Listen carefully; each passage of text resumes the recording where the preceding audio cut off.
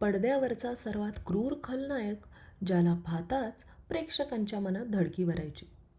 पण खऱ्या आयुष्यात हाच माणूस एखाद्या संतापेक्षा कमी नव्हता. नमस्कार मंडळी, स्वागत आहे तुमचं TV मसालावर.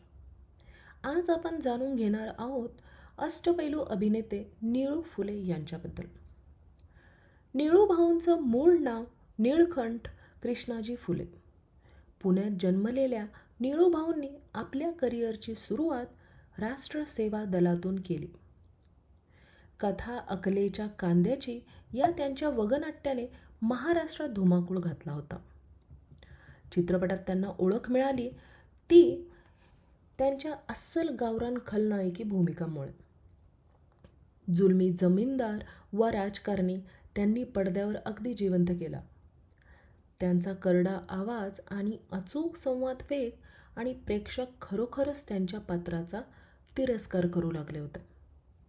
निळू भाऊंच्या अभिनयाची ताकद एवढी होती की लोक खऱ्या आयुष्यातही त्यांना घाबरायचे. पण मंडळी, खरी कहाणी तर आता सुरू होते. पडद्यावर जुलूम करणारा हा माणूस खऱ्या आयुष्यात अत्यंत दयाळू आणि स्त्री सन्मान करणारा होता. अंधश्रद्धा निर्मूलना असो वा एक गाव एक पाणवठा आंदोलन, निळू भाऊ नेहमीच अग्रभागी असायचे. त्यांनी आपल्या कमाईचा मोठा हिस्सा समाजकार्यासाठी दान केला होता. पडद्यावरचा हा क्रूर खलनायक खऱ्या आयुष्यात गरिबांचा मसीहा होता. निळू भाऊंच्या नीतिमत्तेचा एक प्रसंग लोकप्रिय अभिनेते राम नगरकर यांनी रामनगरी या आत्मचरित्रात सांगितला आहे. एकदा महाराष्ट्रात मोठा दुष्काळ पडला होता. सेवा दलाने गोळा केलेली धान्याची 5 पोती निळू भाऊंच्या पुण्याच्या घरात होती. तेव्हा नगरकरही त्यांच्याकडेच राहायला होते. घरात 13 लोकांचं कुटुंब, अन्नाचा दाना नव्हता आणि पैसेही संपले होते.